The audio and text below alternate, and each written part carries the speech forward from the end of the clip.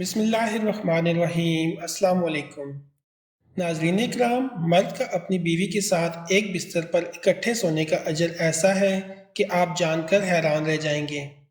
حضرت ابو ہریرہ رضی اللہ تعالی عنہ سے روایت ہے کہ رسول اللہ صلی اللہ علیہ وآلہ وسلم نے فرمایا، جس نے میری اطاعت کی اس نے اللہ کی اطاعت کی، اور جس نے میری نافرمانی کی اس نے اللہ کی نافرمانی کی۔ عمومی احوال میں شریعت کا حکم یہ ہے کہ میاں بیوی ایک ہی بستر پر آرام کریں۔ کسی معقول و معتبر وجہ کے بغیر شوہر کو الگ کمرے میں آرام نہیں کرنا چاہیے۔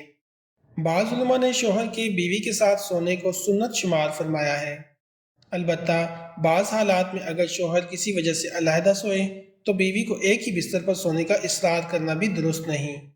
مثلا بیوی ایام کی حالت میں ہو اور ساتھ سونے کی صورت میں فتنے میں پڑنے کا اندیشہ ہو، یعنی آپس میں ملنے کا امکان ہو، یا اولاد ہونے کی صورت میں یا اولاد کے باشعور ہونے کی مدت کے بعد عموماً میاں بیوی بستر جدا رکھتے ہیں، یا شوہر تھکا ماندہ ہے اور اسے آرام یا راحت کی ضرورت ہے۔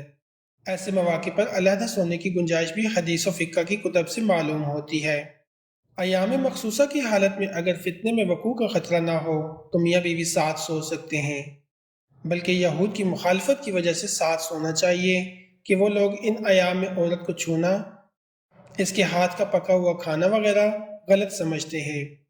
حاصل یہ ہے کہ اس سلسلے میں میاں بیوی کے درمیان اتفاق و مفاہمت ضروری ہے۔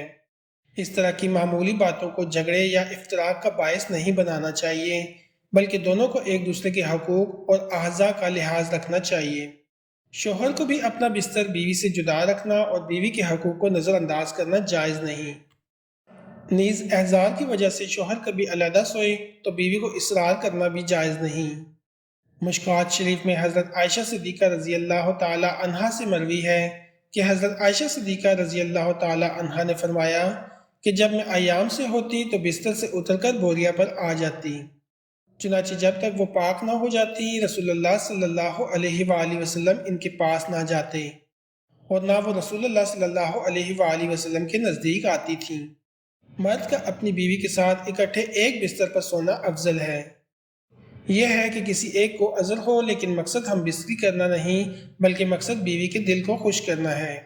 بیوی کے دل کو خوش کرنے کے لیے ایام کے دنوں میں بھی اس کے قریب ہو جانا، گویا بھی یہ بھی نبی اکرم صلی اللہ علیہ وآلہ وسلم کی سنت ہے۔ اللہ پاک ہمیں نیک عمل کرنے کی توفیق عطا فرمائے اور ہم پر اپنی رحمتوں کا نزول فرمائے، آمین۔